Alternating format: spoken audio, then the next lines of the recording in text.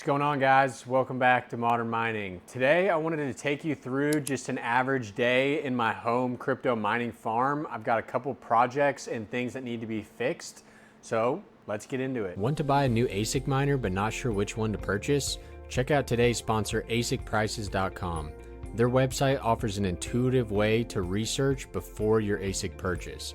You can sort by ROI if that's your thing, or daily profit. Don't forget to set your electric rate to make sure the results are accurate. Interested in only Caspa ASICs? Switch the algorithm dropdown and sort by Caspa only. See one you want? Select it and view a variety of useful information before your purchase. Historical revenue, historical price data. You can even break it down to price per hash for each specific vendor. Though I don't have any ASICs yet, I've been closely watching ASICprices.com to find the perfect buying opportunity. Special thanks to ASIC Prices for sponsoring this video. I'll leave a link down below. So I went ahead and hit the lights just so we can enjoy the little light show in here.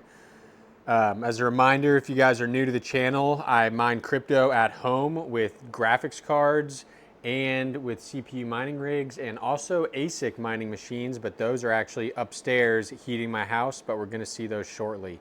So I was walking around today and I noticed that this fan is not spinning on this GPU. So that is not necessarily a huge issue because it's a 3-fan card, but still, that's something I would want to get fixed before summertime when these cards get pretty hot and they need all the fans they can get. So typically when these fans stop, it's either because the fan itself is just dead, or specifically on these EVGA cards, there's an issue where the third fan will not spin based on the EVGA like precision settings in Windows. So what you can do is quickly spin it, and if it spins that freely, then you know that this is an EVGA kind of BIOS issue. And the main way to fix this is to hook this up to Windows, download the EVGA Precision app, and then basically just turn all 3 fans to max speed, and then it should be fixed. So I'm not gonna do that today though, but that is one thing that comes with kind of running a crypto mining farm, even though this isn't very big, is there's always something to fix. So I went ahead and turned the lights back on here, is work on our Warthog rig. So as you guys know, if you saw that video, I'll link it up there. This is a 3080 and a Ryzen 3600, and we were doing okay on Warthog hash rate, but after I read the comments in that video, this GPU is way overpowered for the CPU that we're using on this rig.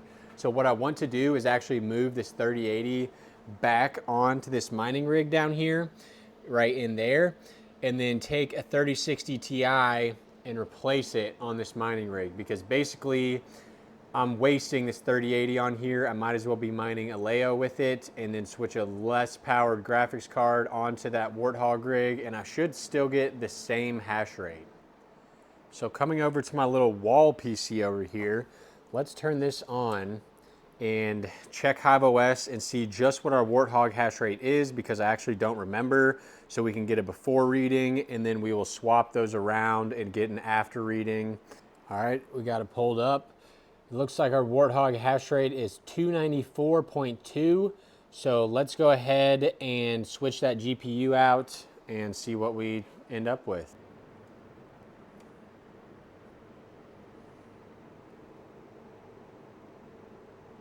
All right, we got our 3060 Ti unplugged from the bottom down there. I moved the 3080 back, turned it on, no issues.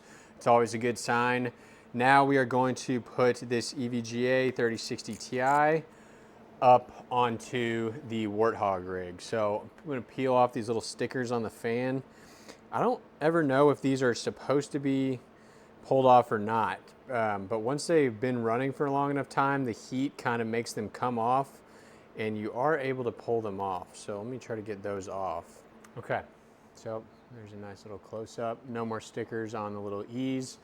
So let's plug this up, and hopefully we won't have any issues.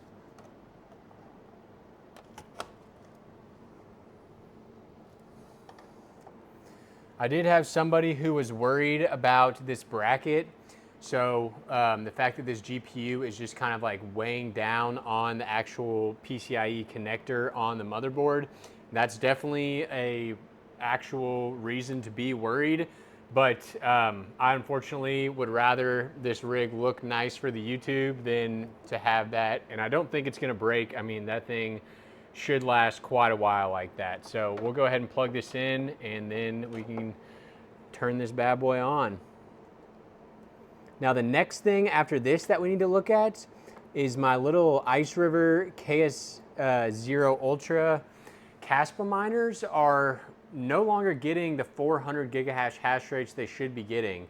And we need to figure out why that is. So we're gonna take a look at that next. But this is plugged in. Let's hit the power switch. Definitely made a little bit of a pop there. That was a little scary. But appears to be running fine. So let's check it out in HiveOS.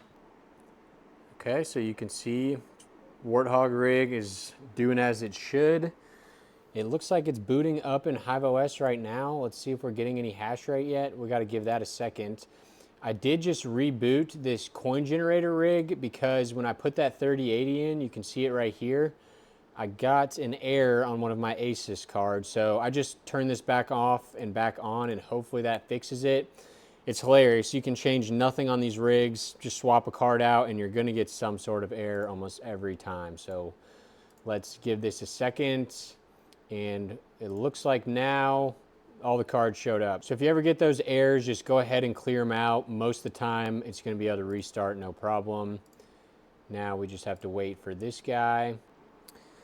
All right, finally up and running, 252. So we lost about 10 to 15% hash rate, but I'm fine with that because the 3080 gets a lot more hash rate than a 3060 Ti on ALEO. Let's just check that. So I forgot ALEO, you can't actually see the hash rate. So, oh well, that's still fine. That's what we wanted. So let's go upstairs and check out the other issue.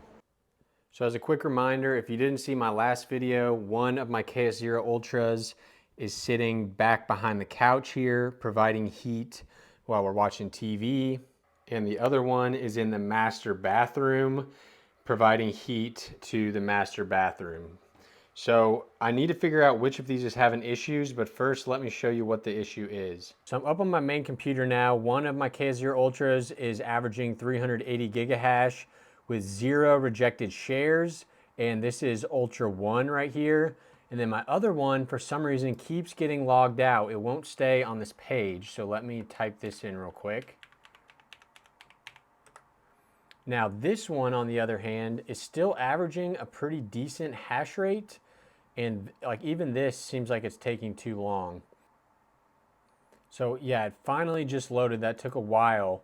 And this one says it's averaging 415, but look at how many rejected it has, 1139, and it's taking a long time to connect to it and it's disconnecting. So I think that means that the little Vonets Wi-Fi adapters that I've hooked these up on is not working properly on this one, or maybe it's just too far from the router or something, but I don't actually know which one is Ultra 2.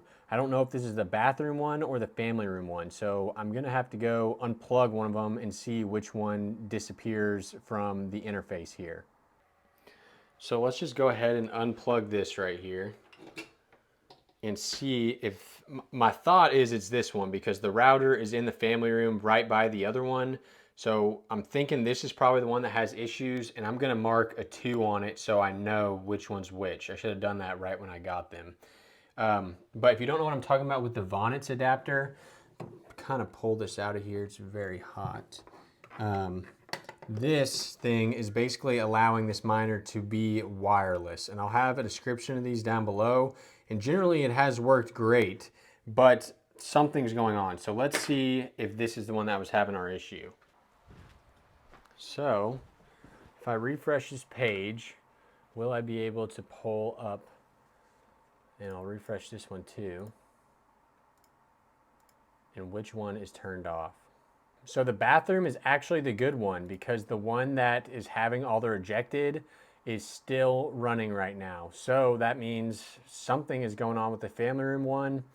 I may just try to restart it and see if that kind of clears up these rejected, but that's weird because that one is one that is closer to the router, so that's very interesting. Just so I don't forget for next time, let's go ahead and mark a 1 on here.